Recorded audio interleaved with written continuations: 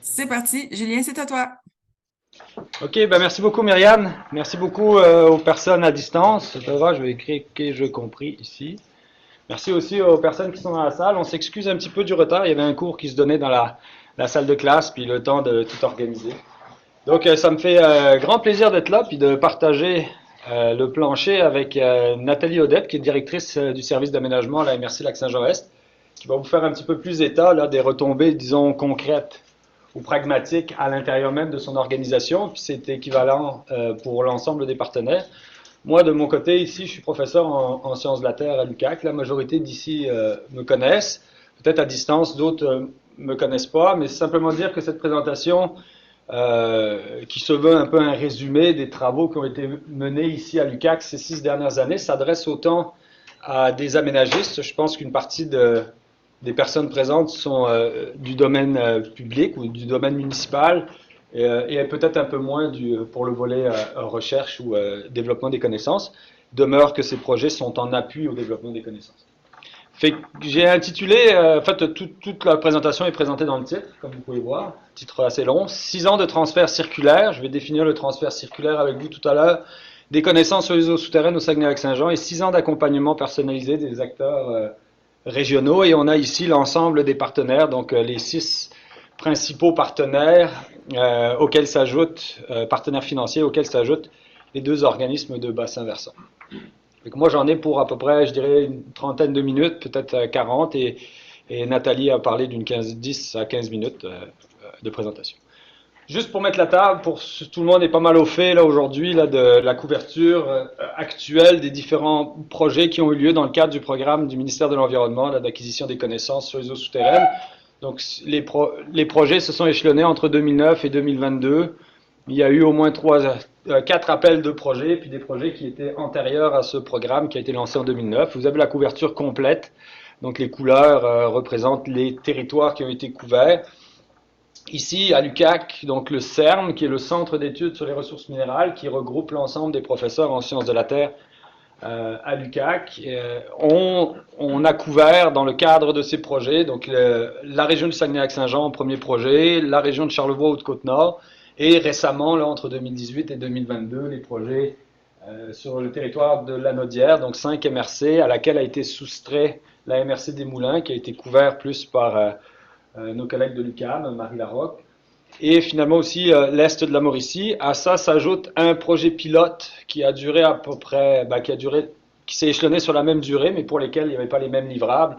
Donc eux sont un peu en attente d'une couverture plus complète.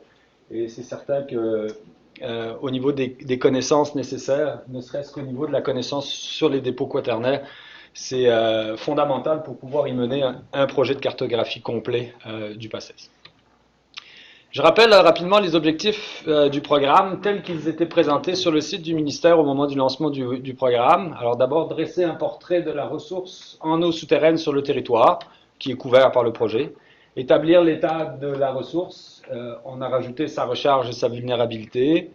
Développer des partenariats entre les différents acteurs et les gestionnaires du territoire, c'est un peu ce qu'on va vouloir développer dans le cadre de cette présentation ici. Et ne serait-ce que le fait que Nathalie ait accepté de présenter avec moi, c'est déjà démonstration que des partenariats avec les acteurs et les gestionnaires du territoire ont pu être faits dans le cadre du PACES, au Saguenay-Lac-Saint-Jean en tout cas. Répondre des préoccupations du milieu en ce qui concerne la ressource en eau souterraine.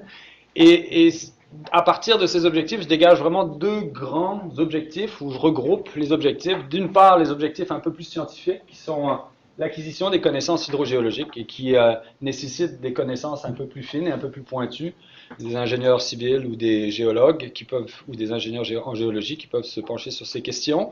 Ça demande une formation. Et l'aménagement du territoire où là, nous, scientifiques, on est peut-être un petit peu moins outillés pour vraiment réussir à faire percoler nos résultats au niveau de l'aménagement du territoire. Mais c'était, je crois, j'en suis même convaincu, le principal objectif qui était en arrière de ces projets de cartographie territoriaux. Si on vient au Saguenay-Lac-Saint-Jean, en fait, la statistique que je vous présente ici est équivalente à celle qu'on va retrouver pour tout le Québec méridional. On parle du 90% du territoire du Saguenay-Lac-Saint-Jean qui est alimenté actuellement en eau souterraine, ce qui en fait un enjeu évidemment majeur et collectif. Sur cette carte, vous voyez peut-être, non, c'est à jour. Vous avez ici en brun toutes les municipalités, donc c'est le découpage, c'est les limites municipales, hein, c'est pas des limites naturelles, c'est les limites du territoire municipalisé sur lesquelles porter ces projets de cartographie. Le lac Saint-Jean, le Saguenay, et vous avez ici toutes les municipalités en brun qui s'alimentent en eau souterraine avec les points verts, ce sont les puits qui actuellement exploitent la nappe d'eau, ce qui en fait quand même beaucoup. Et vous avez aussi certaines municipalités qui, généralement, lorsque la population est un petit peu plus abondante ou plus populeuse, qui s'alimentent en eau de surface. Puis on a même des systèmes mixtes, comme dans la municipalité d'Albanel. Donc, tout le monde s'entend assez bien ici régionalement depuis, même avant les programmes PACES, à ce que la ressource soit d'abord protégée et ensuite mise en valeur. C'est les deux grands mots-clés qu'on utilise assez abondamment ici régionalement, la protection et la mise en valeur de la ressource. En fait, la concertation au Saguenay-Lac-Saint-Jean ne date pas d'hier. Je veux le mentionner, on a l'avantage d'être... l'avantage ou le désavantage, je ne sais pas, d'être un petit peu enclavé entre des montagnes ici, dans le graben du Saguenay. Mais on a une université, effectivement, qui est localisée ici à Chicoutimi et qui a comme principal objectif, justement, l'ancrage régional, donc que l'information ou que une partie de nos travaux porte sur des enjeux régionaux. C'est dans cet esprit-là, en fait, qu'en 1999 avait déjà été lancé un premier forum sur les eaux souterraines, ici, à l'UQAC même. Ça portait à l'époque, le comité portait le nom de Concerto. Et puis, il devait y avoir déjà un petit signe dans les airs, parce que 1999, c'est ma naissance au Québec, puisque je suis arrivé ici en 1999, en plein forum. Et ce forum, en fait, ou plutôt Concerto, regroupait déjà l'appareil gouvernemental, en fait, regroupait déjà l'ensemble des instances municipales, donc les MRC. Mais à ça s'ajoutaient aussi les directions régionales de plusieurs ministères. Ça, c'était un tour de force assez extraordinaire, puisque le ministère de l'Agriculture était présent, le ministère des Ressources naturelles était présent, il y avait aussi le ministère des Affaires municipales qui était là, il y avait même l'Agence de la santé et des services sociaux, qui étaient tous assis autour de la table pour discuter des eaux souterraines, d'où le nom Concerto. Pour l'anecdote, Concerto, le nom a été abandonné parce que c'est un détaillant de fenêtres ici sur le boulevard Saint-Paul. Ça a mené en 2009-2013. En fait, moi, j'ai été embauché la toute première fois comme professionnel de recherche alors que je complétais mes études graduées pour travailler sur le projet préliminaire qui deviendra plus tard le PACES. Donc, ça avait débuté en 2008 et en 2009, c'est le lancement du projet PACES Saguenay-Lac-Saint-Jean. Ça, c'était notre logo de l'époque. On avait donc financé en grande partie par le ministère de l'Environnement, mais aussi financé en partie par les MRC et aussi une particularité régionale ici, la communauté des Premières Nations de Mastoyache.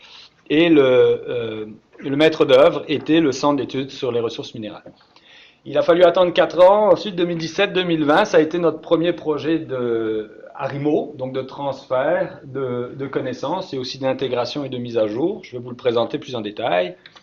Et ce projet pilote a été complété en 2020 et a été enchaîné par un deuxième projet d'une durée de 3 ans, qui est actuellement en cours et qui va être complété l'année prochaine. Je ne peux pas passer sous silence l'apport important, j'avais déjà présenté cette image-là, je pense, l'année dernière, de Alain Rouleau, puisque, à l'instar de toute la concertation qui s'était faite, donc dès 1999, Alain Rouleau était vraiment présent, et d'ailleurs, Nathalie était aussi parmi les premières personnes qui se sont mobilisées pour qu'on ait une concertation régionale autour des eaux souterraines.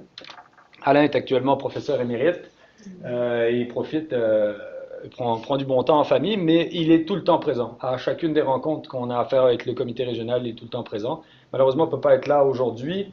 J'ai appris hier soir par sa femme qu'il avait eu quelques petits ennuis de santé, mais semblerait-il que tout est correct maintenant, mais il s'est excusé de son absence.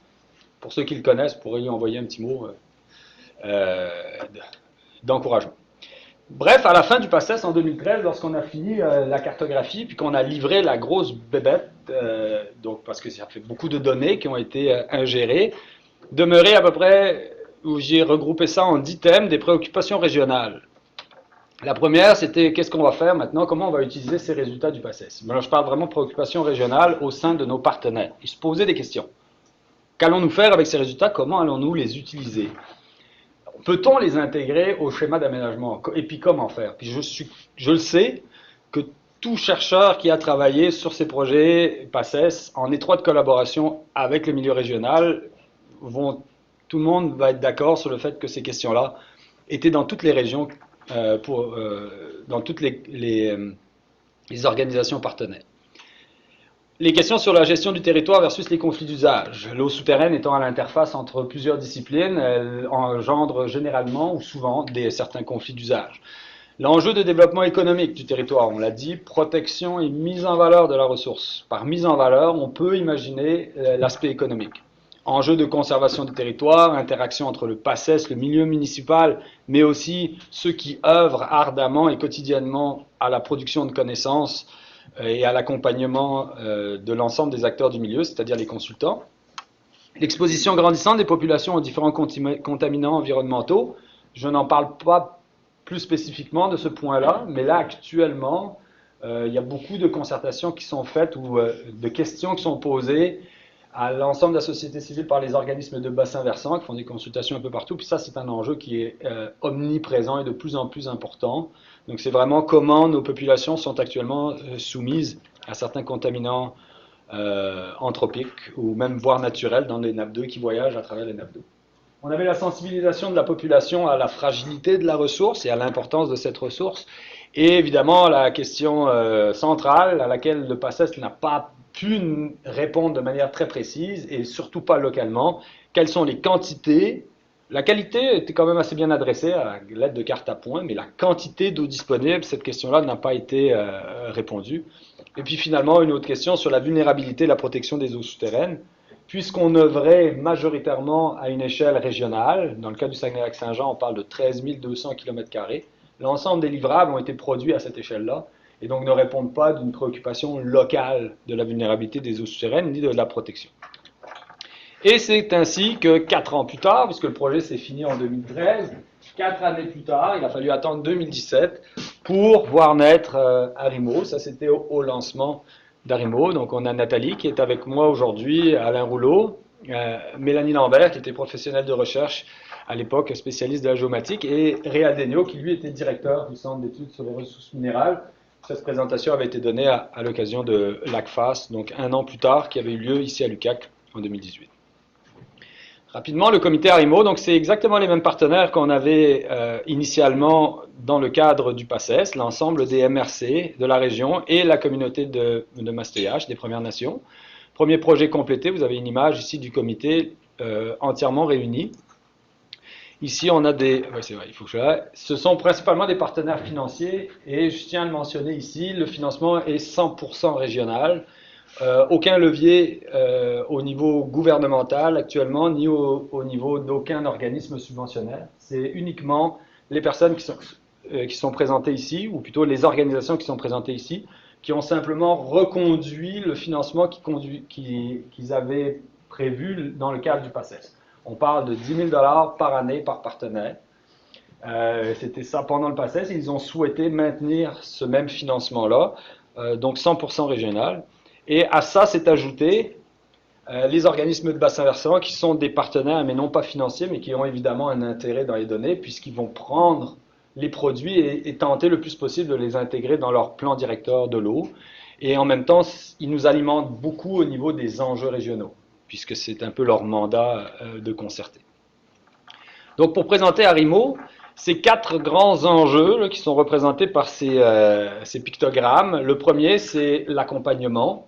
Donc évidemment, ces enjeux ont été ciblés pour répondre à des grandes préoccupations régionales. Donc on a regroupé ces 10 préoccupations régionales en 4 grands enjeux. Le premier, c'était d'interagir, continuer l'interaction et d'être tout le temps disponible pour répondre à d'éventuelles questions et accompagner le milieu municipal.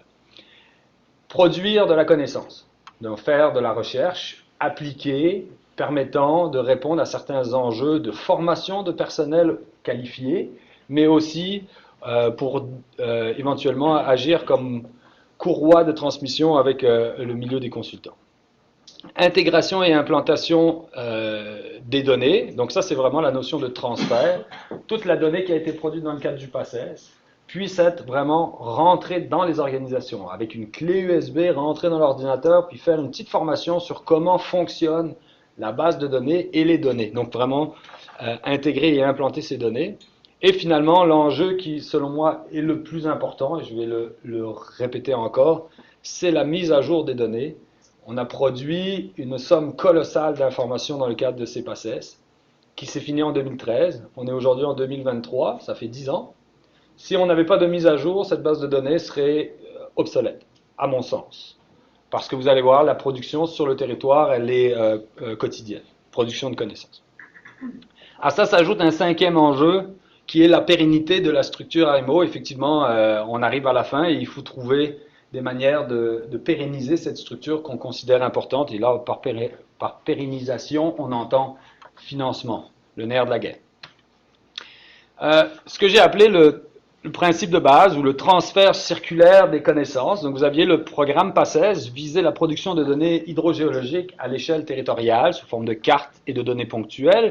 Ces données étaient organisées et intégrées dans une base de données qui nous interactive, qui nous permettait de donner un portrait du territoire. Et ensuite, une fois qu'on avait complété cette base de données, on la prenait et on la donnait à nos partenaires régionaux qui se sont retrouvés avec le gros bébé.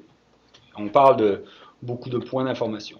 Là où, en fait, on a décidé de venir compléter ce cercle, ou plutôt de produire le cercle, c'est que ces données, une fois qu'elles ont été produites, qu'on les a livrées, on va continuer à certaines fréquences à rentrer dans les organisations et implanter les données hydrogéologiques dans les organisations. En même temps, on va accompagner les différents acteurs dans l'utilisation des données. Lorsqu'une demande est faite à la MRC, par exemple, où on leur demande ouais, on a un projet de développement, on a besoin de faire telle affaire, ou existe-t-il déjà des connaissances? Parfois, le personnel dans les MRC est un peu plus démuni pour extraire la bonne information et la transmettre. Là, ils ont du personnel qualifié, des ressources qualifiées qui connaissent la base de données, comment est-ce qu'elle fonctionne pour extraire cette information-là et la transférer aux personnes. En même temps, ces personnes qualifiées peuvent produire des formations ciblées. Donc vraiment rentrer dans les organisations et puis donner un petit cours avec un petit livret guide de comment on peut aller chercher ces informations et comment on peut transférer les informations. Le principal objectif, je l'ai mentionné déjà, c'est la protection et la mise en valeur de la ressource et le fait d'accompagner les acteurs locaux et de traduire leurs préoccupations en langage hydrogéologique nous permet de cibler des enjeux bien spécifiques en lien avec la protection et la mise en valeur. Et je pense que ça prend des spécialistes du domaine pour pouvoir le faire de manière efficace. Évidemment, ça va mener à l'acquisition de nouvelles connaissances, donc la production de données, puisque pour répondre de ces enjeux de protection et de mise en valeur, on va créer des projets qui vont venir préciser certaines informations. Et c'est ainsi que ces données qui ont été nouvellement produites doivent évidemment être organisées, mises à jour et transférées de nouveau, etc. Et là, vous avez ce fameux transfert circulaire. Les projets sur mesure, évidemment, c'est un des intérêts principaux que ce soit un milieu universitaire, pour le milieu universitaire. C'est d'une part de faire de la recherche, c'est d'abord de faire de la recherche appliquée et de former du personnel. Et ça, c'est là où le bas blesse encore et qu'on n'a pas encore trouvé tout à fait la mécanique pour vraiment intégrer dans ces projets éventuellement les experts conseils. Ça aussi permet, ces projets, de former une main-d'œuvre au fait des réalités régionales qui vont éventuellement œuvrer au sein des groupes d'experts conseils par la suite. Voyons, je me trompe tout le temps. Finalement, ces données peuvent être diffusées. C'est un autre enjeu d'Arimo, c'est la diffusion des résultats, soit vers le grand public, et ça répond un peu de l'enjeu de sensibilisation, soit vers la communauté scientifique lorsque les connaissances acquises revêtent un certain intérêt de recherche. Donc vous avez les trois grands enjeux qui sont d'une part l'accompagnement, la recherche appliquée, l'intégration et finalement la mise à jour des données, ce qui vous donne le nom Arimo actuellement. Le tout dans une optique d'aménagement du territoire. Ce serait le but ultime qui était prévu par le PACES et qui est encore poursuivi aujourd'hui par Arimo. Rapidement, je vous fais état du rapport d'activité, puisqu'on a un premier projet. Alors, il y a des livrables qui sont associés à ça. Je passe sous silence ici. Tout est accessible via le site web de Arimo. Vous tapez dans Google Arimo CERM, C-E-R-M. Vous allez tomber sur un site web. Tout est accessible, tout est disponible. Comme on a complété un premier projet qui venait avec certains livrables, on a fait un rapport d'activité qui fait le sommaire, et je vous les présente rapidement pour que ce soit un petit peu plus concret ce qui a été réalisé. D'une part, au niveau de l'accompagnement et de l'interaction avec le milieu, on a eu des réunions et des ateliers du comité AREMO. Au total, on a compté 5 sur les 3 années du projet. Des projets d'accompagnement, donc là où vraiment il y avait des enjeux qui étaient mis sur la table, on a accompagné les MRC, et souvent là, entre l'accompagnement et la recherche, il y a un lien direct. On en a eu 9, et la recherche, il y en a eu 7 projets qui ont été produits à ce moment-là. Des conférences, on en a eu 5, donc ça c'est la diffusion, un peu plus grand public, que ce soit à des congrès nationaux ou internationaux. Alain, si je ne me trompe pas, était allé à Porto, présenter entre autres les résultats dans un congrès international. Et on a réussi à produire un article de conférence, et c'est probablement là qu'on ne fait pas très bonne figure. On aurait peut-être plus de choses à publier, mais visiblement, on fait d'autres choses. Implantation et transfert des données. On a donné 6 formations dans le cadre de ce premier projet, 2017 à 2020. Donc, on est allé dans chacune des organisations partenaires. Vous voyez Mélanie, actuellement, qui est avec un des partenaires spécialistes de la géomatique dans l'organisation. Et là, vraiment, on interagissait avec la base de données. Et des activités de sensibilisation, soit sous la forme de barres de sciences. Encore que ça, c'est une activité qui s'est tenue récemment, mais ça n'a pas d'importance. Et des présentations grand public où on invitait la population à venir nous écouter déblatérer sur les eaux souterraines. Finalement, dans l'implantation et le transfert, ou plutôt j'aurais dû le mettre dans la diffusion, on a produit des nouveaux atlas. Ceux qui ont participé à ces projets PACES, vous savez qu'on a produit des atlas régionaux. Nous, dans le cadre d'AREMO, on a reproduit des nouveaux atlas, mais cette fois-ci par partenaire. C'était un souhait. Je vous en présente ici un exemple. Vous y avez accès gratuitement via cette adresse. Ici, vous pouvez télécharger l'atlas qui reprend grossièrement l'ensemble des livrables produits dans le cadre du PACES à l'échelle de la MRC, mis à jour au moment de la production de l'atlas. Et ça fait une différence, puisqu'il y a des nouvelles données qui ont été ajoutées. Donc ça, c'est la page couverture du projet. Parmi les choses que j'ai trouvées intéressantes, c'est ce genre de coupe conceptuelle très schématique. Vous avez l'ensemble des contextes hydrogéologiques, et vous voyez chacune des municipalités dans quel type de milieu elles vont prélever l'eau. Donc on est allé faire un petit modèle conceptuel pour chacun des puits, on a essayé de les intégrer le plus possible dans le contexte. Ici, dans ce cas-ci, je vous présente la coupe conceptuelle pour la MRC Lac-Saint-Jean-Est. Une autre carte qu'on regarde très régulièrement, je ne sais pas si j'ai des étudiants en hydrogéologie, non, pas ici, parce que même en hydrogéologie, on les amène à les utiliser, ces cartes, où en fait, vous avez ici la carte des contextes hydrogéologiques en lien avec l'exploitation municipale de l'eau. Donc on a produit des cartes. Vous voyez, chacune des gouttes d'eau, c'est des puits qui sont actuellement en exploitation.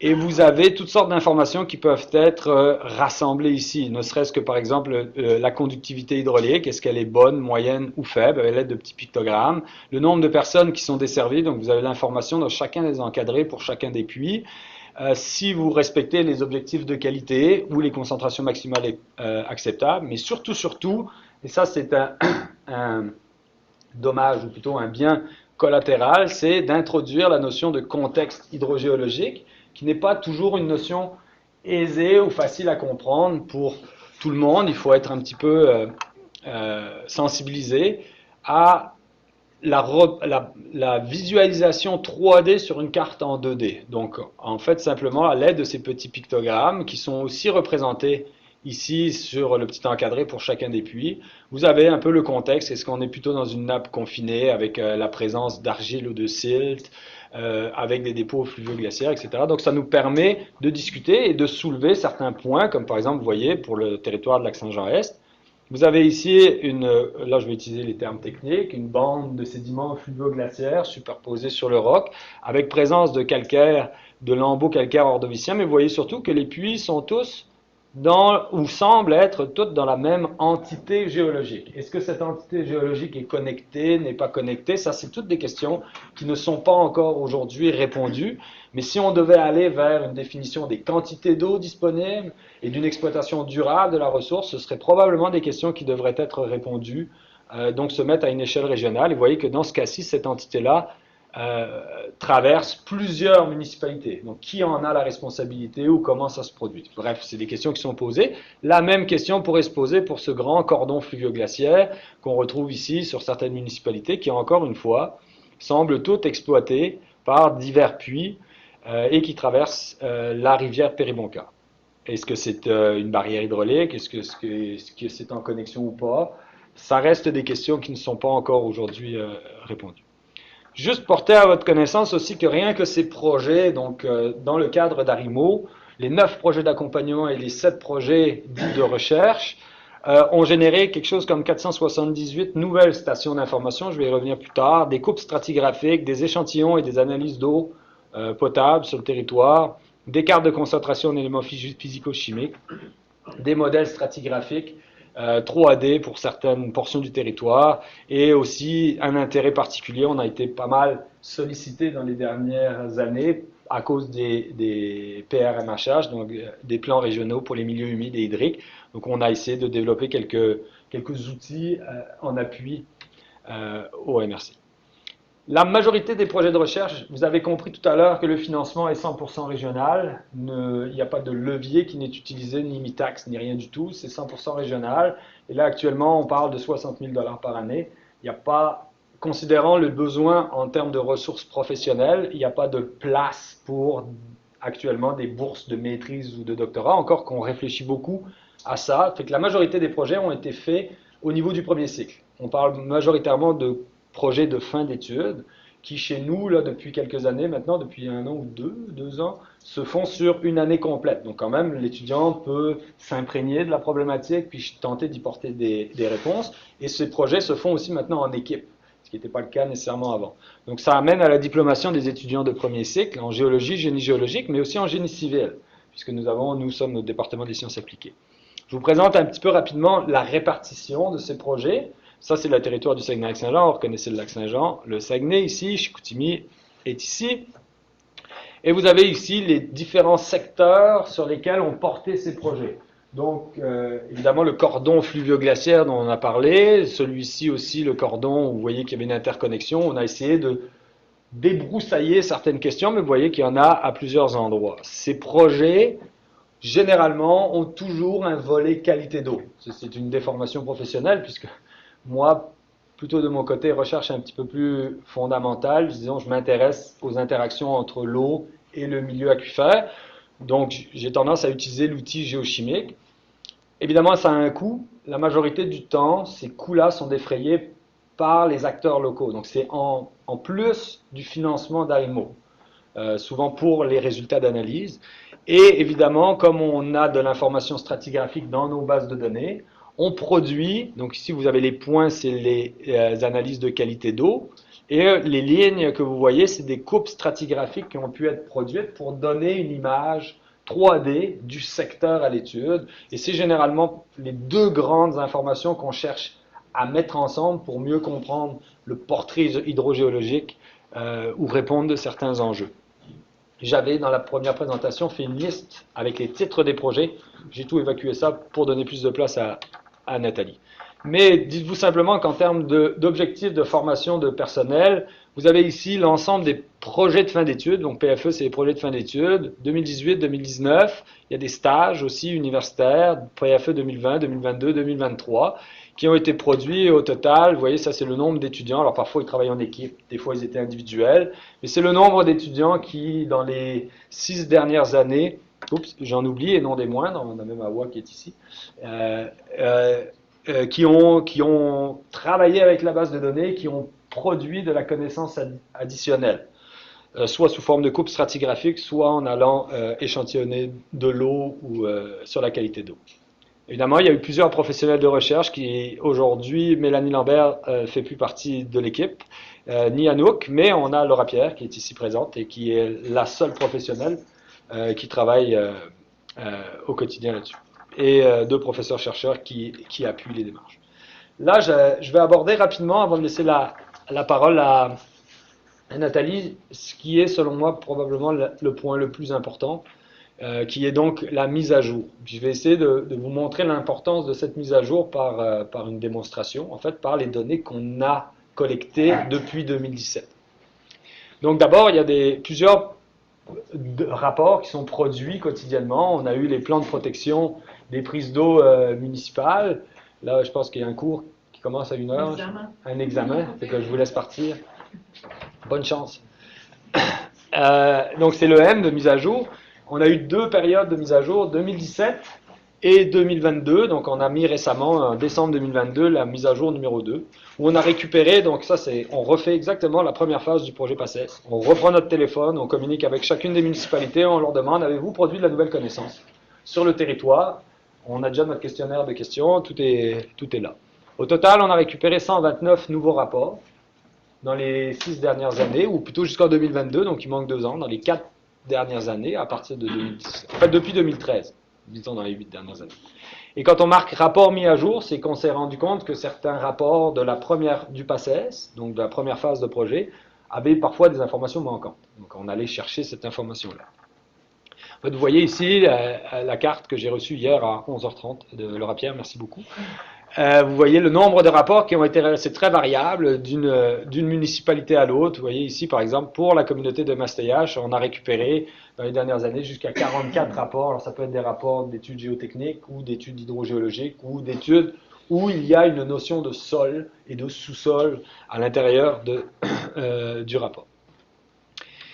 Ceci m'amène donc, puisque dans ces rapports il y a de l'information, à la donnée ponctuelle. Parce que dans le cadre des PACES, vous avez devant vous ici, cette grosse bibite indigeste, la base de données de type relationnel qui a été produite dans le cadre du PACES. Quand on dit une base de données relationnelle, c'est que vous avez une table centrale avec les coordonnées, c'est une table géospatiale, donc avec les coordonnées X, Y et l'élévation Z, avec plusieurs informations sur la station à laquelle est connectée toute une série d'autres tables qui contiennent des informations de tout type, que ce soit des tables spécialisées en hydrogéologie, le table orange, les livrables qui avaient été produits par les projets PACES, etc. Donc, une base de données conçue à l'aide de spécialistes de la géomatique ou de l'informatique, ou des bases de données de type relationnel. L'INRS avait énormément contribué à l'époque du PACES à réfléchir cette infrastructure-là. Et c'est le produit final. Et c'est donc cette structure-là qu'on continue d'utiliser et pour lesquelles on inclut des données ponctuelles. Donc ici, vous avez la carte du Saguenay-Lac-Saint-Jean avec l'ensemble des stations qui sont actuellement incluses dans la base de données. Vous avez les stations du PACES qui sont en noir et vous avez les stations Arimo de la dernière mise à jour qui sont en rouge. En fait, si on regarde la première mise à jour qui a eu lieu en 2017, donc de 2013 à 2017, on a ajouté 2000 stations d'information. Est inclus là-dedans aussi, je tiens à mentionner, pas uniquement les rapports de consultants, mais aussi toute la banque de données du système d'information hydrogéologique, avec ses qualités et surtout ses défauts. Mais elles sont là aussi. Ça veut dire que pendant qu'on se parle, il y a un forage qui se fait là. Il y a un puits qui est en train de se faire installer, puis il y a de la donnée qui est en train d'être produite sur le territoire. Parce que, si vous regardez, c'est 2000 stations entre 2013 et 2017, et jusqu'en 2022, donc de 2017 à 2022, c'est 1500 stations additionnelles qui ont été ajoutées. Donc quand je parlais d'Atlas mis à jour, les nouvelles cartes qui ont été produites pour ces atlas personnalisés ont été produites avec l'ensemble des données à jour du premier projet pilote, 2020. Donc sont un peu différentes de ceux qui avaient été produits dans le cadre du PACES. On s'est aussi rendu compte avec le temps que cette base de données du sous-sol, c'est premièrement unique et c'est extrêmement pertinent pour beaucoup de domaines. On a été sollicité dans le cadre de projets d'évaluation du risque. On a ici une chaire de recherche sur le risque géotechnique qui utilise abondamment les données du sous-sol qu'on a ici. Donc, il produit des modèles 3D de la susceptibilité sismique du milieu. On a eu des études sur les argiles sensibles aussi, évidemment, qui pourraient intéresser éventuellement le ministère des Transports ou dans lequel le ministère des Transports est impliqué. On a eu des projets plus en biologie qui nous ont demandé, avez-vous de l'information sur les nappes d'eau? On voudrait tester la résilience de nos forêts au changement climatique, y a-t-il eu des modifications? Comme on avait réussi à intégrer des données d'évolution de la recharge avec le temps, on s'est dit, peut-on utiliser ces données pour alimenter leur modèle? Et là, j'arrête, parce que j'aurais pu faire une liste quand même assez longue, et ça soulève des questions drôlement importantes sur qui a la responsabilité de cette base de données, parce qu'on voit que ce n'est pas uniquement, ça ne concerne pas que l'hydrogéologie ou l'environnement, on commence à percoler dans différents domaines, peut-être le ministère des Ressources naturelles, puisque c'est les données du sous-sol, ou en tout cas minimalement de la couverture quaternaire sur laquelle on a un bon contrôle, et on a besoin d'avoir ce contrôle en hydrogéologie. Finalement, au niveau de la diffusion, puisqu'on a un objectif de diffusion, simplement mentionner qu'on a actuellement un travail qui est en cours et qui sera livré en 2024.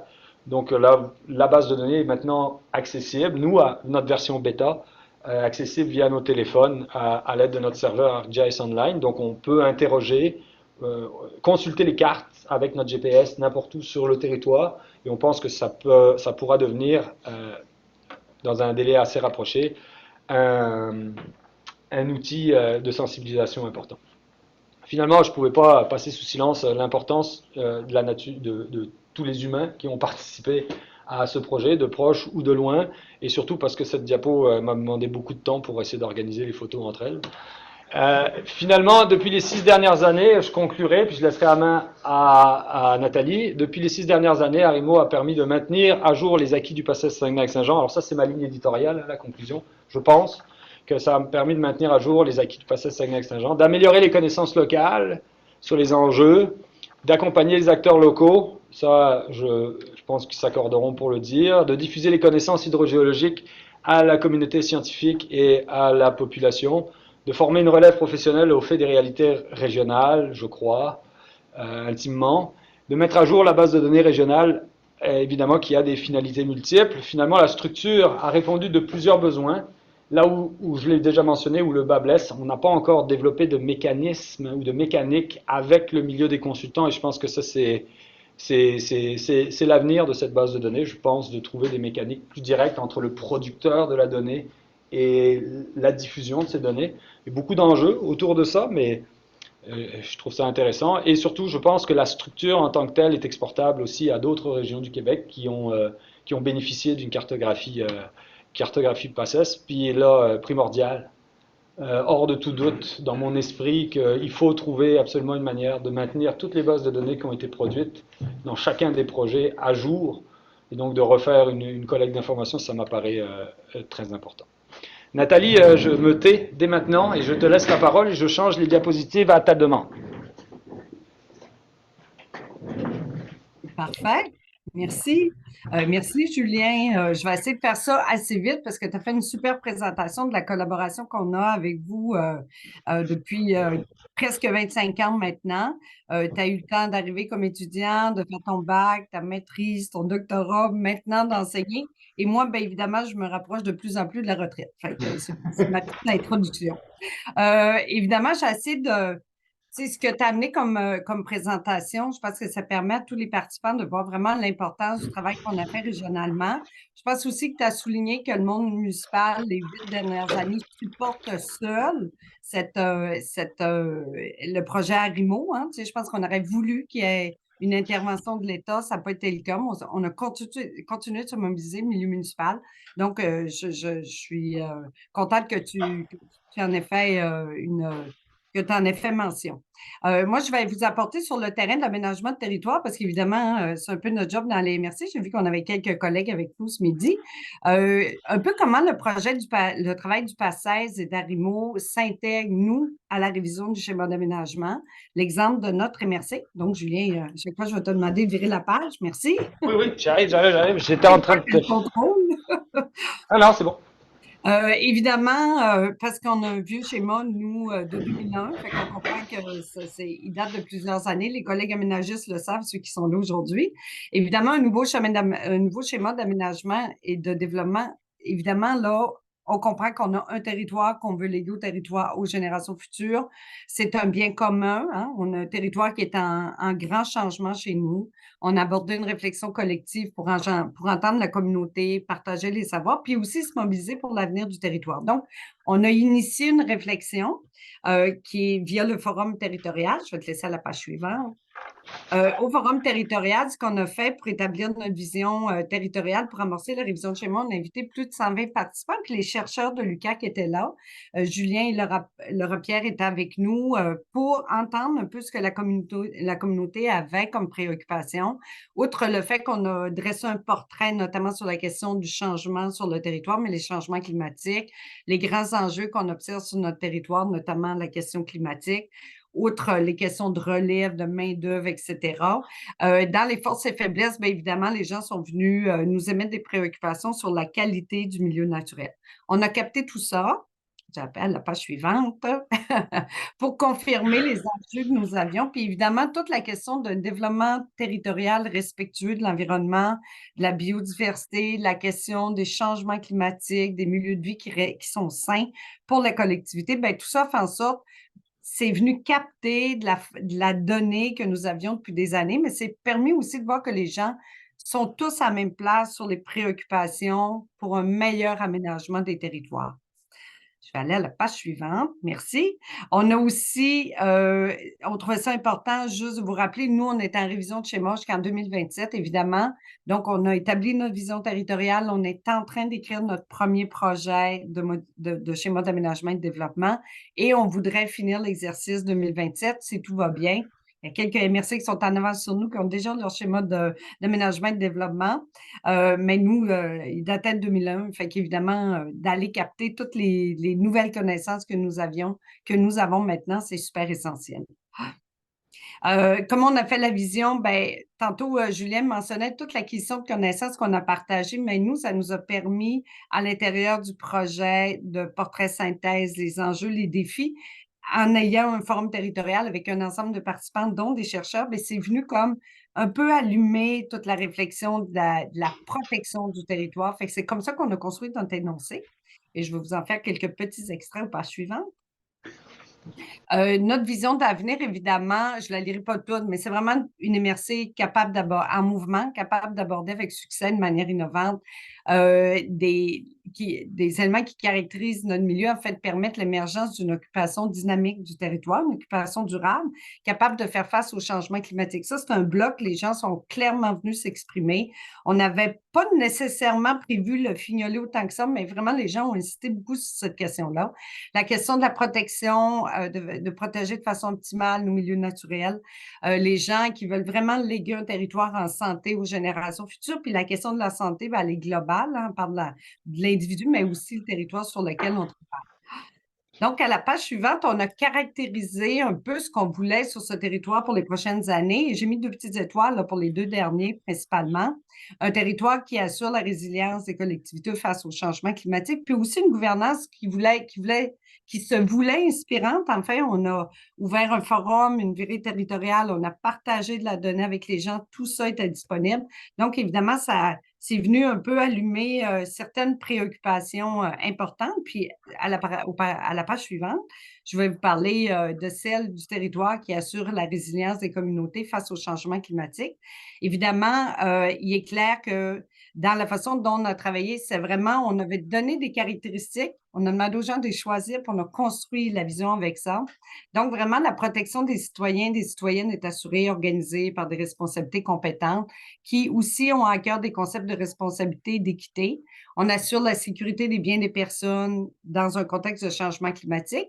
Des mesures spécifiques dans le but d'accélérer l'adaptabilité des milieux de vie puis la lutte au changement climatique sont accrues sur le territoire. Les gens veulent vraiment qu'on s'investisse sur cette question-là. La planification et la prévention nous permettent de préparer notre communauté aux effets des changements qu'on observe déjà. Je rappelle que nous, on a eu un décès l'an passé, il y a un ponceau qui est arraché, il y a quelqu'un, ça fait les manchettes au national, quelqu'un qui a enfilé dans le cours d'eau et qui est décédé. Donc, évidemment, ça a eu un effet de choc là, auprès de la communauté. Tout le monde a réfléchi un peu différemment. Et évidemment, l'eau et les milieux naturels sont protégés de manière à garantir leur pérennité et assurer la résilience des écosystèmes. Mais là, évidemment, on avait dit, on se disait, bon, on peut protéger ces milieux-là. Les gens ont demandé qu'on s'assure de leur pérennité. Donc, les gens ont amené une préoccupation supérieure à la question de l'eau, notamment, puis une attention toute particulière est portée aux sources d'alimentation en eau potable afin de garantir leur quantité et leur qualité. Donc, ce que Julien amenait tout à l'heure, de ce qu'on a fait comme recherche depuis une quinzaine d'années, 18 ans, bien évidemment, c'est là que c'est porteur pour nous parce que cette donnée-là nous est maintenant disponible. La page suivante, s'il vous plaît. Fait que donc, évidemment, la fin de la vision, juste, on rappelle toute notre gouvernance, l'important pour nous de s'assurer que les gens, tu sais, avec les inégalités sociales qu'on observe, s'assurer que les gens puissent leur rendre des services dans les communautés, être capable d'être plus près d'eux pour les accompagner avec de la donnée, de mettre en lien les chercheurs avec les aménagistes, qu'on puisse collaborer. On a vu la quantité de projets de recherche qui ont été soulevés tout à l'heure. Donc, évidemment, tout ça se voulait en émulsion là, sur le territoire. À la page suivante, Julien. Donc, évidemment, on comprend que quand on fait la vision, pour ceux qui ne sont pas d'aménagement de territoire, on fait la vision, après ça, on travaille le projet de schéma d'aménagement. C'est vraiment le schéma, ça offre un cadre commun aux municipalités, aux acteurs locaux et aux citoyens pour guider l'aménagement du territoire dans une perspective de développement durable. Évidemment, la vision, elle marque notre identité collective puis notre milieu de vie. Elle permet aussi d'identifier le type de développement qu'on souhaite pour notre communauté puis notre territoire. Puis évidemment, il faut répondre aux orientations gouvernementales en aménagement de territoire, qui sont par ailleurs en réécriture, puis c'est avec ça qu'on va travailler. Et la question de l'eau est notamment dans les OGAT, on fait référence à la question de l'eau et à la protection de l'eau. J'ai voulu souligner, nous, l'importance du lien entre les chercheurs et les aménagistes. À la page suivante, Julien, merci. En fait, c'est vraiment on a d'abord appris à se connaître, à travailler ensemble. Je pense ça nous a permis de partager les savoirs, d'abord d'être capable de un peu mieux comprendre les chercheurs, toute la question de l'hydrogéologie, la question de l'eau souterraine, sa fragilité, etc. Ça nous a permis de comprendre ça. Puis je pense qu'on a permis aussi aux chercheurs de mieux comprendre la job qu'on faisait en aménagement de territoire. On a développé aussi un réflexe important de précaution. C'est-à-dire que c'est maintenant quelque chose qu'on travaille à l'échelle de la municipalité, de la MRC de la municipalité, même avec les citoyens. Maintenant, nous interpellent sur certains enjeux, ont des préoccupations. On voit que c'est intégré dans la boucle d'aménagement de territoire, la question de la précaution. Évidemment, ça nous a permis vraiment d'accueillir de nouvelles compétences comme aménagiste. C'est vraiment très apprécié. C'est important, mais c'est très apprécié qu'on puisse maintenant échanger avec les chercheurs. On a un meilleur vocabulaire. On sait un peu plus comment ça marche en dessous de nos pieds, avec la base de données, etc. Toutes ces nouvelles connaissances-là. Évidemment, ça va nous permettre un aménagement durable des ressources en eau dans un contexte de lutte au changement climatique qui est super important. Puis, ça permet d'assurer la soutenabilité de l'approvisionnement. Car je pense qu'on va tout à l'heure nous discuter d'objectifs d'orientation dans le nouveau schéma d'aménagement. Bien, est-ce que nos pratiques, ne serait-ce que d'utilisation du sol, ont un impact sur la recharge de la nappe souterraine, par exemple? On a 12 de nos 14 municipalités qui s'alimentent en eau souterraine. Donc, évidemment, être capable d'aller un peu plus loin dans ces perspectives-là, puis s'assurer qu'on fait la meilleure job pour les générations futures. Et évidemment, pour finaliser, juste au sortir du passage d'Arimo, bien évidemment, nous, le monde municipal, on est vraiment, Julien l'a dit tout à l'heure, mais je répète, on est vraiment plus outillés. Le développement d'outils précis, valoriser l'information hydrogéologique. Évidemment, on est beaucoup d'acteurs, mais le fait qu'on va avoir cette base de données-là sur nos téléphones quand on est sur le terrain, que ce soit l'ingénieur forestier, le technicien en génie civil, l'équipe de génie civil chez nous, etc., les biologistes, bien évidemment, ça permet une intégration à la verticale de ce qu'on a comme données. Évidemment, une protection accrue de la ressource en eau souterraine en vue d'assurer sa soutenabilité. Je le disais tantôt en échange, mais tu sais, on est mieux outillé pour aborder ces enjeux-là. Permettre une diminution des conflits d'usage, l'instauration de principes de précaution. On pense juste tout à l'heure à Rimo, le deuxième tour d'Arimo, on a discuté beaucoup de la question de la recharge, des nappes, le lien avec les milieux humides et hydriques. Nos atlas traitent bien de ça. On s'en est servi de nos atlas pour nos plans régionaux de milieux humides et hydriques. On a référé à ces atlas-là et assurer la concertation régionale autour d'un pôle d'expertise. Enfin, on a cherché dans les dans les projets d'Arimo, à consolider l'expertise qu'on a, nous, à l'UQAC. Ça nous permet, quand on a une question, une préoccupation, on peut l'aborder avec l'équipe de Julien, puis dire, est-ce que vous auriez quelqu'un qui est prêt à travailler avec nous sur cette question-là? Je vous donne l'exemple dans la MRC Lac-Saint-Jean-Est, notre projet Signature Innovation qui va être annoncé bientôt. Bien, on va chercher à à travailler un peu plus sur nos aquifères, savoir à essayer de les modéliser, puis le lien entre les pratiques d'utilisation du sol sur le dessus, puis ce qui se passe dans le sol, comment on peut arrimer nos pratiques pour s'assurer que ça soit une gestion durable de l'eau souterraine et développer une nouvelle gouvernance de l'eau souterraine avec l'ensemble des acteurs. Je pense que c'est un grand gain. Je pense à M. Rouleau tantôt, puis je vais y écrire un petit mot pour être sûr qu'il va bien. Mais vraiment, c'est quelqu'un qui, depuis 25 ans, nous aborde sur ces questions-là, nous force à réfléchir un peu différemment, nous apporte ailleurs quand on fait des gestes. Fait que le principe de précaution puis le questionnement, je pense qu'il est bien établi maintenant avec les aménagistes. Ça ferme ma présentation. Merci. Donc, on est disponible pour répondre à d'éventuelles questions. Merci, Oui. Nathalie.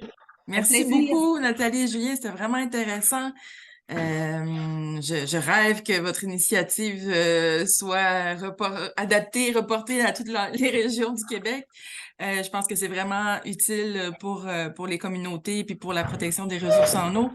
Donc, voilà, si vous avez des questions sur place ou en ligne, vous pouvez lever la main pour prendre la parole au micro ou simplement l'écrire aussi dans le clavardage. Donc, voilà, période de questions est lancée. En salle, vous pouvez me la poser aussi. Là. OK, j'ai probablement Olivier de la CESAT. Tu peux prendre le micro si tu veux.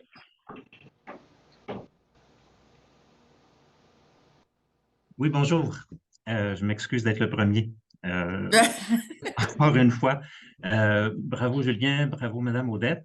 Une question sur le contexte où se réalise le projet Arimo nécessairement. Donc, c'est une suite logique du programme PACES, mais il y a une autre séquence chronologique qui est très importante aussi. On est dans la séquence de la mise en œuvre du règlement sur le prélèvement des eaux et leur protection.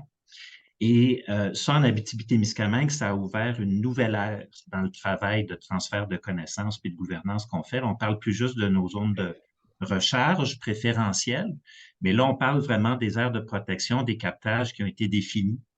Et puis, donc là, c'est plus juste du potentiel, c'est le territoire qui approvisionne hommes, femmes, enfants au moment où on se parle. Fait qu'il y a une priorité, ce qui se fait naturellement sur ces territoires-là, juste du fait que maintenant, les polygones des aires de protection sont disponibles là où ils ne l'étaient pas avant. Fait que ma question, c'était, donc, ça, vous avez présenté des résultats, mais pour l'ensemble du territoire PACES, est-ce qu'il y a déjà ou prévu de le faire une priorisation ou certaines actions ciblées en transfert, en gouvernance sur ces territoires-là, sur ces polygones, là, spécifiquement les aires de protection éloignées des captages, évidemment, les plus de 500, mais aussi on pense aux 21 à 500 personnes, ou est-ce que la philosophie est plus de dire, ben, c'est déjà un mandat des municipalités concernées, on les laisse faire ça avec leurs consultants? Ben, je peux peut-être, Julien, intervenir en premier. Évidemment, c'est tout à fait pertinent ce que vous amenez. Nous, on a capté cette donnée-là. Elle est toute ramassée pour la rédaction de notre schéma. Puis évidemment, sûrement qu'on va arriver à des questions avec l'équipe du PACES, puis d'Arimo avec l'équipe à Julien. Est-ce que ce qu'on met en place, qu'on a réfléchi, c'est pertinent? Il nous manque-tu quelque chose? Est-ce quelque chose qu'on devrait ajouter pour s'assurer de bien protéger ces aires de captage-là? Fait que, genre d'exemple de collaboration avec nos chercheurs.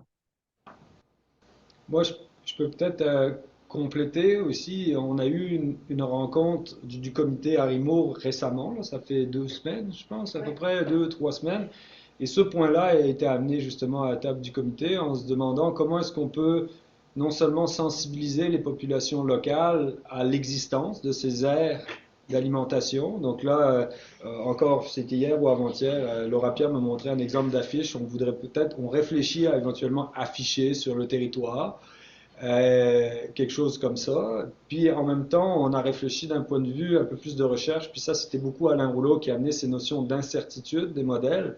Et on pourrait se poser la question de, lorsque ces limites-là ont été définies, quelle est l'incertitude autour de ces limites-là? Donc pour amener un peu plus, non pas une notion de limite coulée dans le béton, mais et ces notions-là, donc c'est des choses qui sont discutées. Fait que je sais pas si ça répond Olivier, là, mais tu vois, c'est le genre discussion qu'on a actuellement au sein du comité.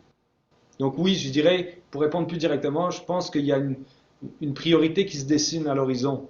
Mais Nathalie récemment me disait, il y a les aquifères qui sont exploités, mais il ne faut pas négliger les aquifères qui ne sont pas exploités et qui pourraient devenir des ressources stratégiques dans le futur. Donc là, ça devient quelque chose une vaste entreprise. Certainement, mais je vais peut-être juste encourager Mme Audet à mettre de la pression sur les hydrogéologues qui, eux, sont toujours mal à l'aise de tracer une carte sur une ligne et puis qui préfèrent avoir des intervalles puis des déviations standards. Ça, on le comprend tout à fait, mais ça fait quand même 24 ans depuis Walkerton.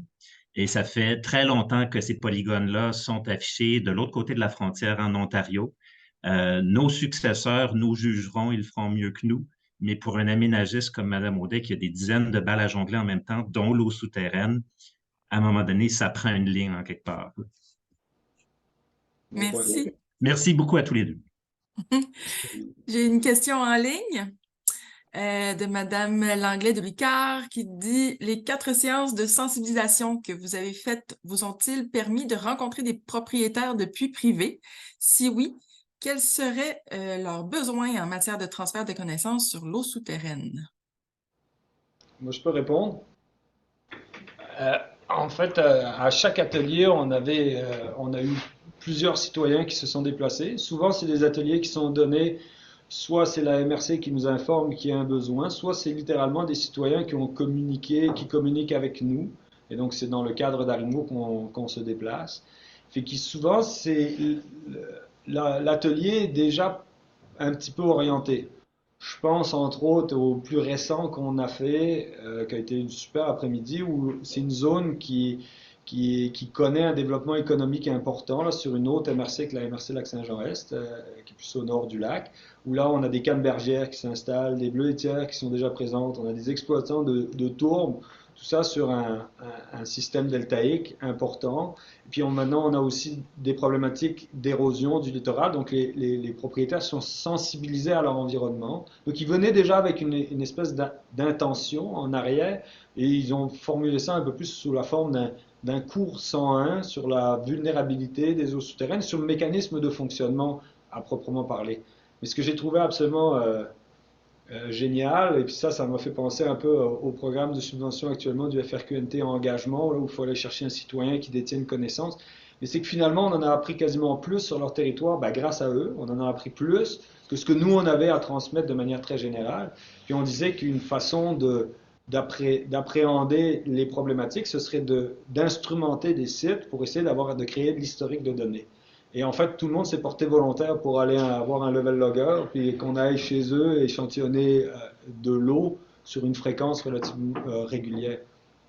Donc je dirais, ça c'est pour les ateliers où les gens étaient déjà un petit peu, ils sentent une pression sur le territoire et ils ont besoin de trouver certaines explications. Mais on a un leader quelque part qui dit, attends, on va tout mettre à plat, puis on va essayer d'aller voir des spécialistes qui vont nous expliquer, puis on ne se laissera pas envahir par nos émotions. Dans d'autres cas, il a fallu provoquer plus les moments. Là, je pense entre autres à une demande qui nous avait été faite plus en lien avec la salubrité publique, où il fallait faire la démonstration que sur un territoire, il y avait des problématiques de qualité d'eau. Évidemment, l'échantillonnage s'y prêtait très bien. Puis là, on a invité les citoyens à venir voir nos procédures. Et on sentait vraiment, puis c'est ce que j'ai mentionné tout à l'heure, qu'une des préoccupations importantes là, par rapport à la ressource, c'est vraiment sur la qualité.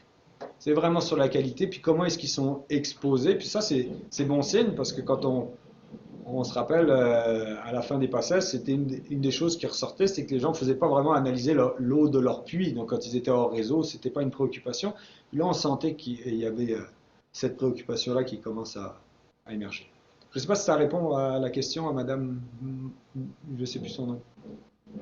C'est Madame Tamari Langlais de Lucard. En fait, ils ont une belle initiative. Elle est responsable du projet Mon eau, mon puits, ma santé. Je ne sais pas si tu connais. Bon, c'est elle qui coordonne ce projet-là. Donc, j'imagine que ça concorde avec les préoccupations dans leur région. Là, puis que ça, justement, ça montre la pertinence finalement de faire de la sensibilisation auprès des propriétaires de puits privés là, pour analyser leur eau et tout.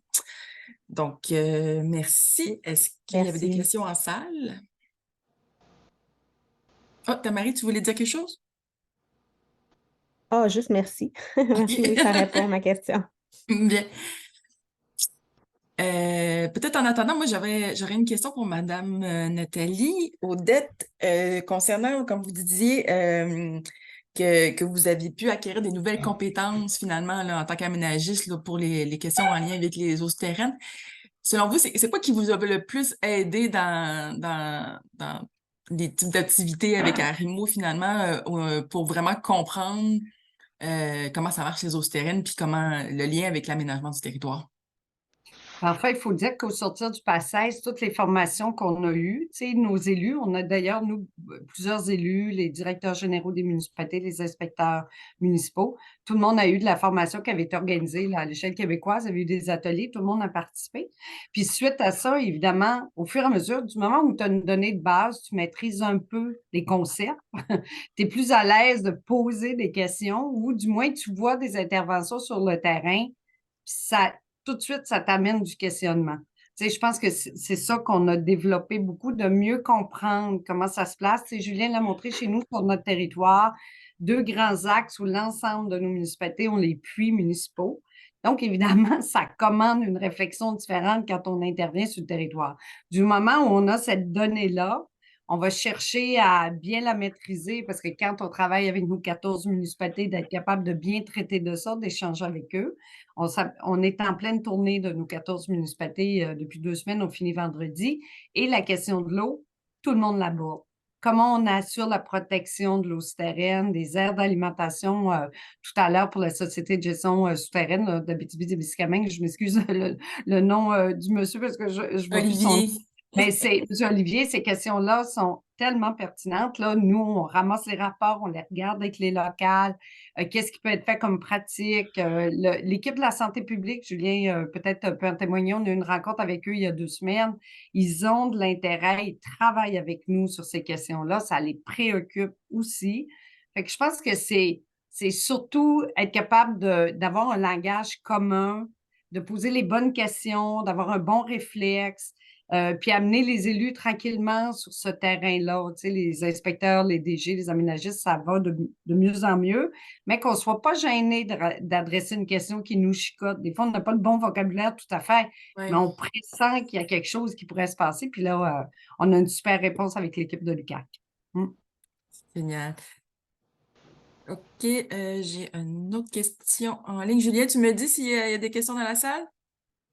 Moi, j'avais Ça a l'air tranquille. Oui, il y a une question dans la salle. Oui.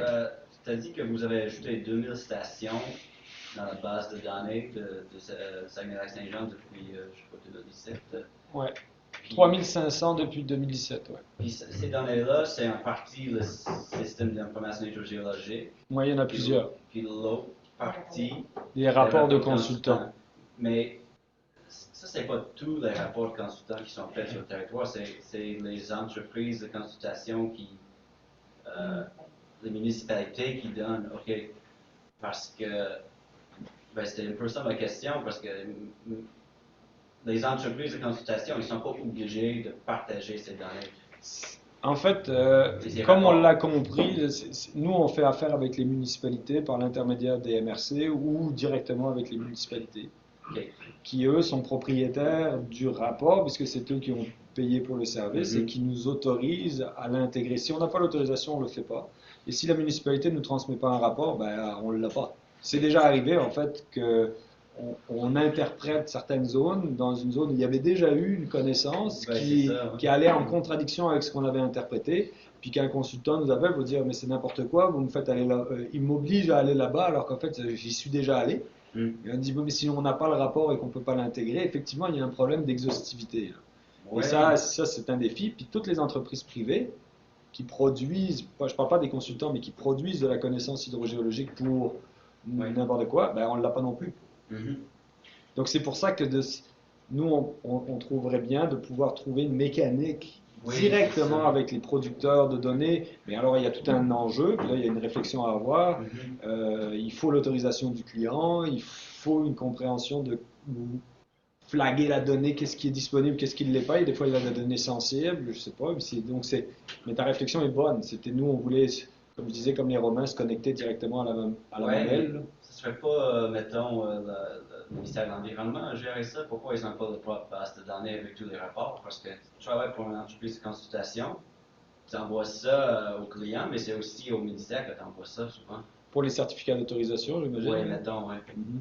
Mais Ouais, aussi ouais, pour définitivement. les puits d'observation, les rapports géotechniques aussi.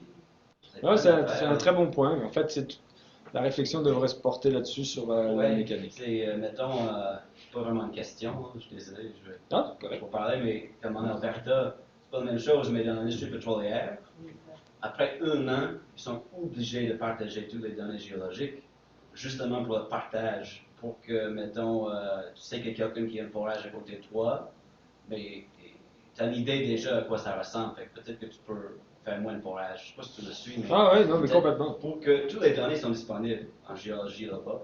Je pense pas en géotechnique, en hydrogéologie, mais en pétrole, mais je ne vois pas pourquoi ça n'existe pas la même chose pour tous les forages géotechniques, tout le sondage, tout. C'est des questions à laquelle je ne pourrais pas répondre actuellement. Peut-être que ça s'en vient, mais C'est la propriété intellectuelle des données qui est en question. Oui, je sais, mais c'est la même chose en Alberta. Mais Qui est propriétaire des points, mais il n'y a pas de loi ici qui oblige. Oui, c'est ça. Les gens qui sont propriétaires de données qui doivent les rendre disponibles.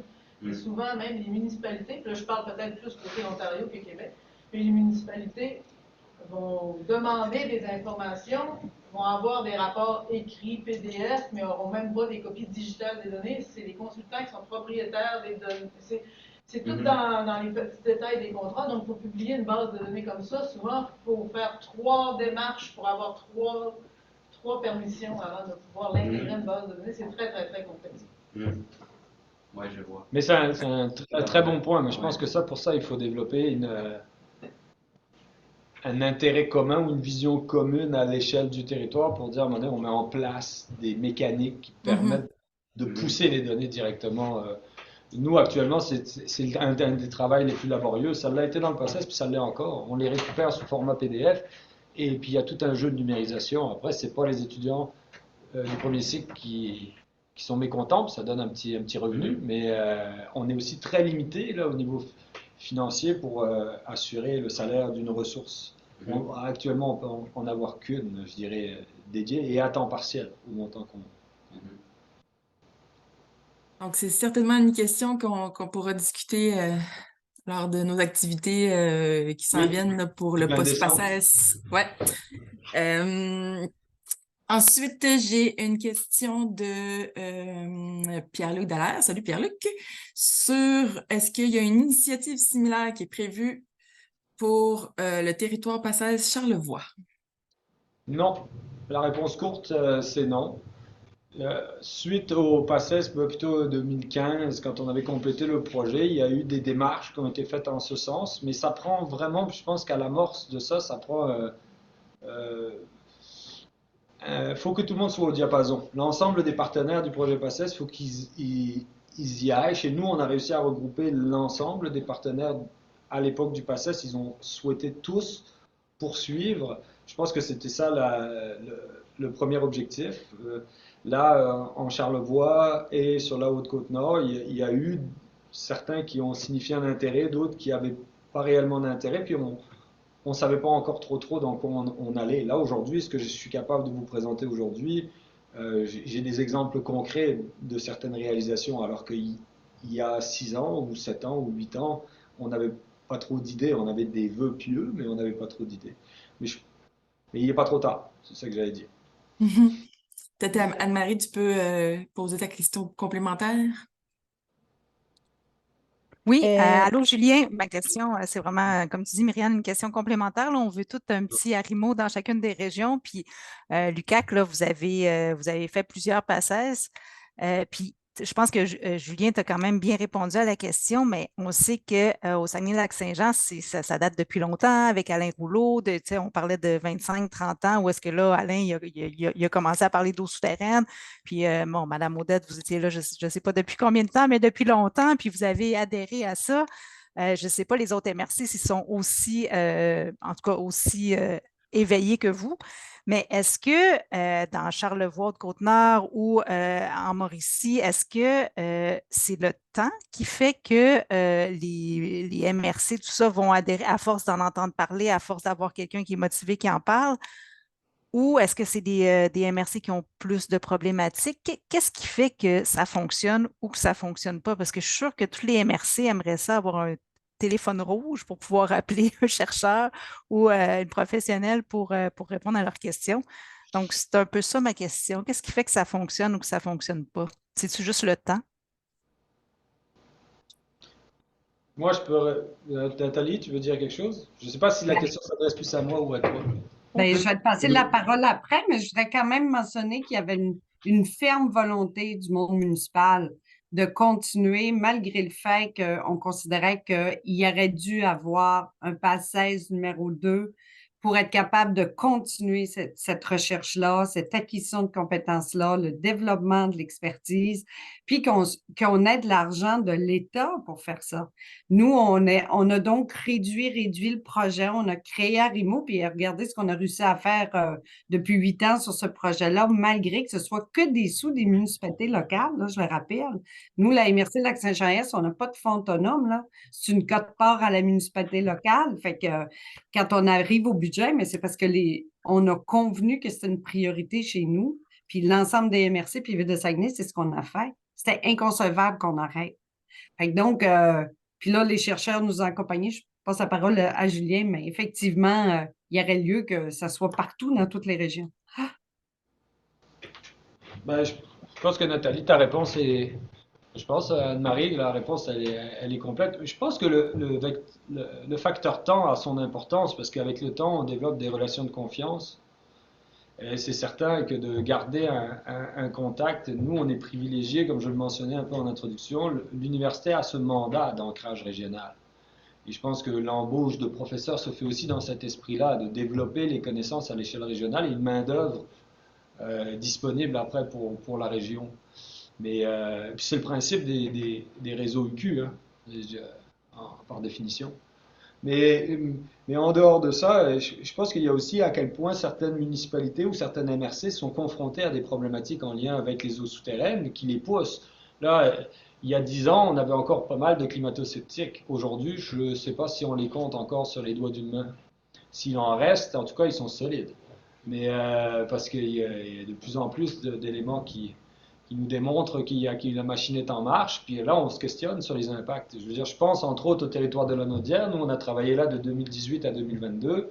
Lorsqu'on a fait nos ateliers, Myriam, tu étais là, Anne-Marie, vous étiez là. Je me rappelle très bien qu'il y avait une personne du MAPAC qui levait des flags. Là. Il disait cette année, ça va bien. Mais en 2016-2017, on a des agriculteurs qui ont manqué d'eau. Là, ils commencent à se poser des questions sur les ressources. Puis il y a déjà beaucoup de connaissances qui existent dans ce sens-là. Donc là, probablement que de plus en plus d'acteurs locaux vont être soumis à ce genre de problématiques et vont vouloir avoir un peu ce projet à RIMO, ou en tout cas d'atteindre certains des enjeux qui sont rattachés dans RIMO. Donc le temps à deux niveaux, la relation de confiance, mais aussi la machine climatique qui se dérègle, ou en tout cas que les démonstrations sont de plus en plus éloquentes, qui forcent les gens à chercher à agir dans le principe probablement de précaution, mais aussi de protection et de pérennisation de la ressource. Eh bien, il y a une dernière question, puis un commentaire, puis après ça, je pense qu'on va terminer là-dessus. Donc, c'est Marie Langlais encore qui demande si vous avez l'intention de produire des connaissances sur la qualité microbiologique de l'eau souterraine dans la région que vous couvrez. Ben oui. Avez-vous Tout fait... ce que vous voulez. Ouais. Tant que ça répond à un enjeu, ben en fait, je vous donnais l'exemple tout à l'heure d'un projet qui portait un peu plus sur la salubrité publique. C'était la priorité, elle était là-dessus, d'essayer de comprendre la qualité d'eau, puis quels étaient les facteurs. On a de plus en plus de zones qui étaient anciennement des zones de villégiature, où les gens avaient s'installé sur le bord d'un lac, installé leur puits, leur fosse septique. Et puis, c'est devenu des zones qui sont très prisées, sur de beaux lacs, de grands lacs. Puis, on commence à avoir une forte pression anthropique. Puis là, à un moment donné, il faut se poser des questions sur est-ce que les distances séparatrices sont encore respectées? Est-ce qu'il y a encore une intégrité des ouvrages d'épuration? En tout cas, et là, donc, je pense que c'est un incontournable, cette question-là microbiologique. Ça n'a pas été... Il y a certains projets passés qui l'ont adressé. Nous, à l'époque, ici dans la région de Saguenay-Saint-Jean, on ne l'avait pas fait.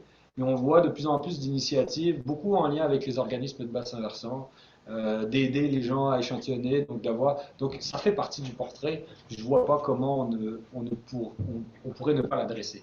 L'information est disponible au sein des bases de données, au sein de la base de données à jour du PACES, donc elle peut mener à d'éventuels projets, soit d'accompagnement, soit vraiment adresser la question. Puis il y a aussi Romain qui est ici avec des co-chercheurs qui ont développé un peu justement la modélisation du transport de virus dans ces secteurs. Donc c'est un sujet là qui mérite réflexion, là, définitivement. Merci. Donc, pour terminer, il y avait Monsieur François Lajoie de l'OBV Côte-du-Sud là, qui vous dit bravo. Donc, une très belle dynamique avec les acteurs et tout ça. Et puis, en fait, eux autres, ils tentent d'établir ces liens-là avec l'INRS et l'Université Laval, mais il y a comme un enjeu tu sais, que c'est pas comme l'UQAC qui est sur place au Saguenay-Lac-Saint-Jean. Tu sais, ils sont pas sur le même territoire, disons, et donc ça lève des enjeux pour lever des projets de ce genre. Je pense que vous avez déjà réfléchi à cette question sur le fait que quand vous avez des demandes pour ce genre d'initiative, mais que c'est pas sur votre territoire, ouais, as-tu un commentaire là-dessus? Définitivement, et puis ça c'est un sujet de discussion qu'on pourrait avoir et qui nous amènerait probablement à la fin de la journée. Mais je dirais un des avantages, puis ça je l'ai tout évacué de la présentation, je ne l'ai pas montré, mais la manière dont on a procédé avec les partenaires régionaux, c'est que notre protocole qui nous lie, c'est une planification stratégique. Donc on a défini au sein d'Arimo une mission, une vision, on a identifié les enjeux que je vous ai présentés brièvement, mais pour chaque enjeu, on a identifié des orientations. Pour chaque orientation, on a trouvé des actions et des échéanciers. Donc on a vraiment un tableau, puis je ne serais même pas surpris que ce soit présenté dans le rapport, je ne sais pas. Mais ça, c'est une structure qui est très générale, c'est des vœux pieux, là. On dit orientation, maintenir la recherche, mais dedans, on va se mettre des cibles. 4 projets de recherche dans l'année, 5, 6. Puis ça, c'est quelque chose qui, à mon sens, est totalement exportable, qu'on ne connaissait pas au début d'Arimo, qui aujourd'hui dresse des bases, ou en tout cas un cadre clair, en tout cas à mon sens clair, avec des orientations, des objectifs, des cibles à atteindre. Dès qu'on a ça, on a une programmation, en fait, échelonnée sur 3 ans. Donc, pourquoi pas? La distance n'est plus un frein. Historiquement, ça l'était plus parce que nous autres chercheurs, on avait besoin d'être alimentés par le milieu municipal, donc on avait besoin d'une proximité. Là, aujourd'hui, on le cible de plus en plus, de mieux en mieux. Et d'ailleurs, je ne sais pas, je n'ai pas vu tous les participants, mais s'il y a d'autres personnes du milieu universitaire qui ont participé au PACES, tout le monde le sait que ça revient sensiblement tout le temps aux mêmes questions. Les enjeux, ils reviennent tout le temps un petit peu aux mêmes questions. Donc, quand on a fait 6 ans de projet, la structure interne là, des dépôts, ou en tout cas l'architecture, la stratigraphie ou l'hydrostratigraphie est une notion fondamentale, essentielle. Et celle-là, qu'on soit à Lanaudière, en Mauricie, en Côte-Nord, n'importe où, elle est cette question-là. Là, on a développé une manière de présenter un premier portrait et puis d'adresser ces questions-là à travers une programmation, je dirais, scientifique. Donc, j'ai l'impression que la question de l'exportabilité était un enjeu la première année du projet, mais aujourd'hui, il l'est beaucoup moins. Puis je pense que là-dedans, il y a aussi, on a avant le RQES, et il y avait le GRIES. Puis le 20 décembre, ça va être super agréable de tous se retrouver. Mais ce GRIES, je pense qu'entre les universités, de retravailler cette collaboration, puis qu'à un moment donné, certains enjeux territoriaux, une université ne peut pas adresser toutes les questions qui vont émerger. On n'est rien que juste. En fait, ça prendrait beaucoup plus d'argent. Je ne sais pas, moi, un projet de 5 millions, 1 million sur 5 ans, ou même au plus 1 million par année pendant 5 ans, là, ce serait le top.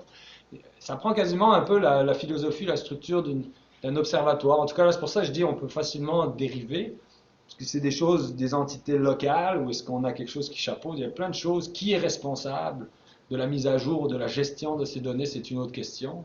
Clairement, actuellement, l'université joue ce rôle. Chez nous, là, l'université joue ce rôle. J'ai déjà des collègues qui disaient « Oui, mais ce n'est pas le mandat d'un professeur d'université. » moi, à partir du moment où je forme une relève, ou du personnel, des étudiants, puis qu'on les fait interagir avec le milieu, j'atteins mon objectif d'embauche. Après, on fait travailler des professionnels aussi. Donc, effectivement, ça peut prendre différentes formes. Mais je reviens encore à ma réponse. Je pense que d'abord, les 6 dernières années ont permis de définir un cadre avec des enjeux, puis des orientations, des cibles et des axes, des tâches à réaliser. Puis ça a le mérite d'avoir été éprouvé ou testé au Saguenay-Lac-Saint-Jean, puis ça semble avoir porté fruit. Saguenay-Lac-Saint-Jean, j'ai dit. Oui. Bon, ben super. En tout cas, on pourra sûrement poursuivre les discussions sur certains de ces points lors de notre atelier. Et puis, je pense qu'on peut se souhaiter une espèce de programme qui permette de soutien financier au MRC d'être accompagné dans ces choses-là et de développer des mécanismes de mise à jour où les producteurs de données puissent transmettre les nouvelles connaissances. Donc, voilà, on va poursuivre la réflexion dans les prochains mois là-dessus. Voilà. Mais c'est sûr que c'est des avenues vraiment intéressantes. Donc, merci beaucoup à Nathalie et Julien pour avoir offert cette conférence. Ceux qui sont encore en ligne, merci d'avoir été là.